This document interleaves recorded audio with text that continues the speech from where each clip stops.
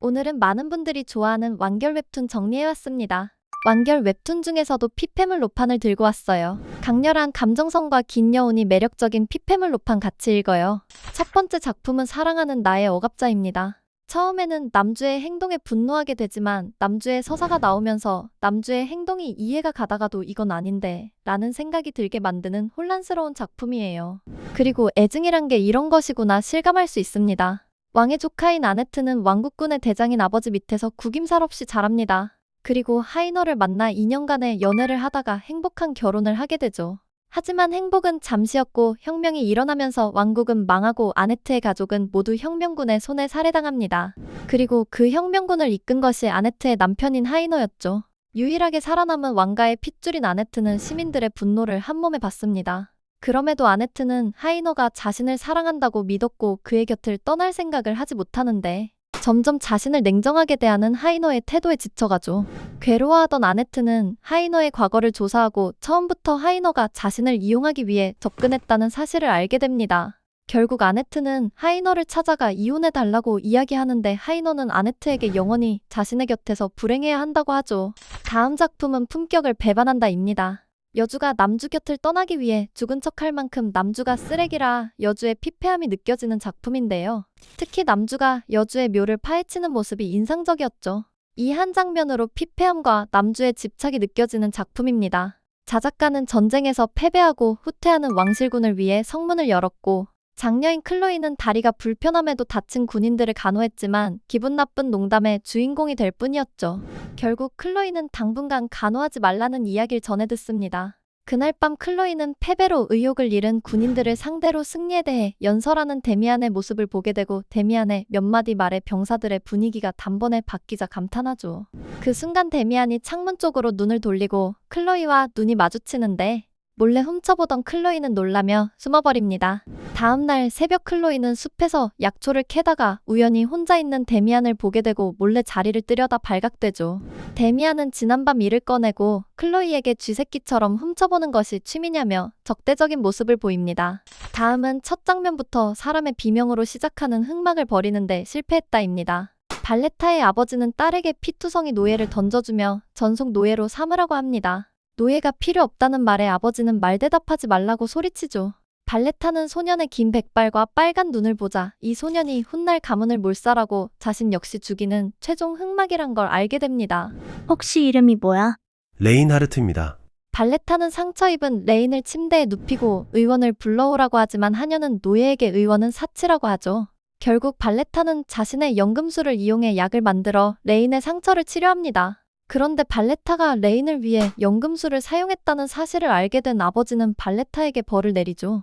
발레타는 레인의 상처가 다 나으면 가문에서 내쫓으려 했지만 아버지에게 통제받으며 인형처럼 사는 발레타는 힘이 없습니다. 시간이 흘러 대마법사로 각성한 레인은 그동안 쌓여왔던 분노를 폭발시키지만 발레타만은 죽이지 않죠.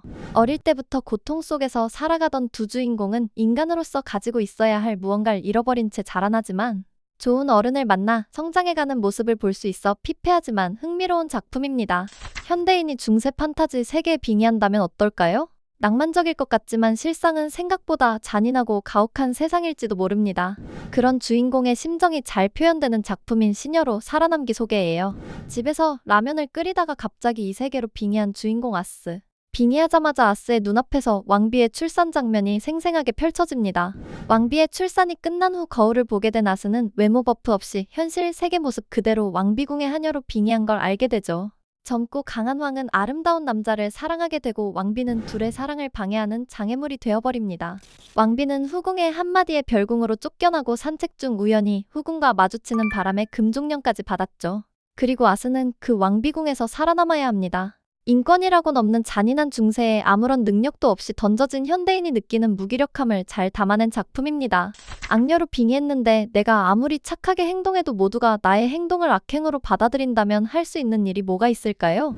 피폐물로 자주 언급되는 작품, 흔한 빙의물인 줄 알았다입니다. 오만한 악녀로 소문난 에디트는 집안에서 아버지와 오빠에게 구박당하고 사용인들에겐 화풀이 대상이 되었죠. 자신의 처지를 알게 된 주인공은 소설처럼 행동하지 않는다면 살아남을 수 있을 거라고 생각합니다. 에디트는 원수와도 같은 공작가의 차남인 킬리언과 정략 결혼을 하게 되는데 결혼식 내내 킬리언은 언짢아 하지만 에디트는 거지 같은 집안을 벗어나는 것만으로도 만족하죠. 첫날 밤 여자 주인공인 리제가 에디트를 찾아와 킬리언의 무례를 대신 사과하는데 원작에선 화를 내지만 에디트는 괜찮다고 이야기하면서 리제에게 오늘 드레스가 아주 잘 어울렸다며 칭찬까지 합니다. 그리고 리제는 늦은 밤 우연히 마주친 킬리언에게 에디트가 자신의 드레스를 칭찬했다고 이야기하죠.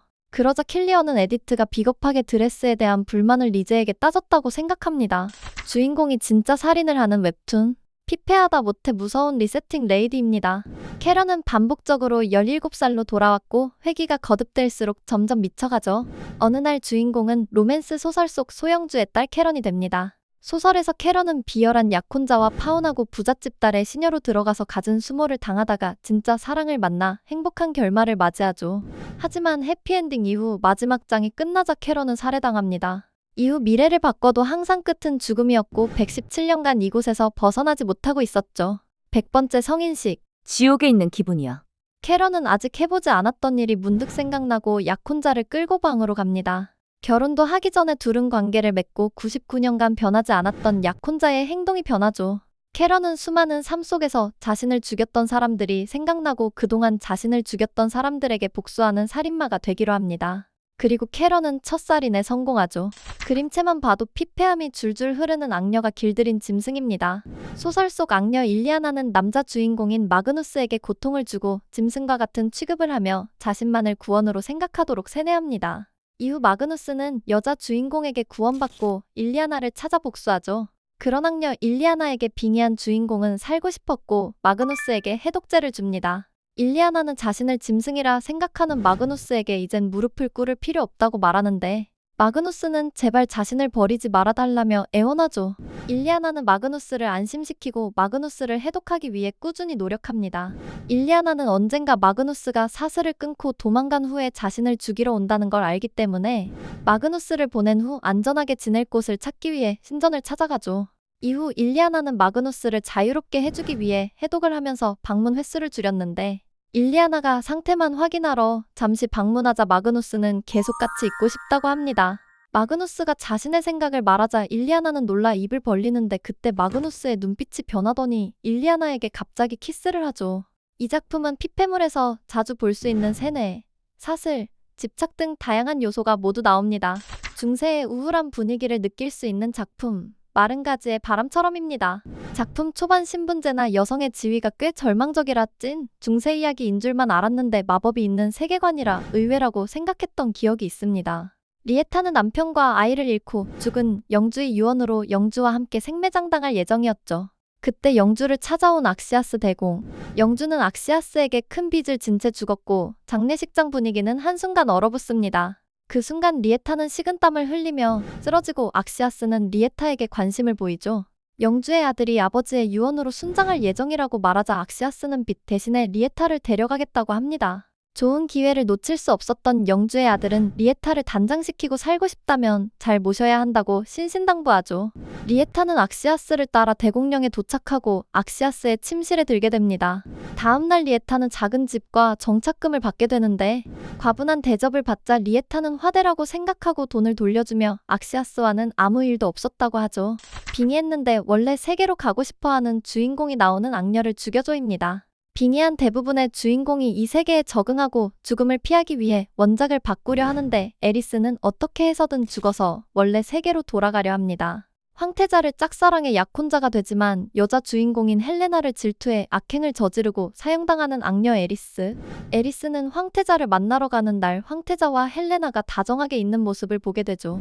거기에 서브남주인 이아손까지 같이 모이는데 네 사람은 소꿉친구였지만 그들 사이에서 에리스만은 투명 인간이 되어버립니다. 하지만 빙의한 에리스에겐 이런 취급을 받는 것에 큰 타격이 없었고 큰 소동 없이 자리를 뜨죠.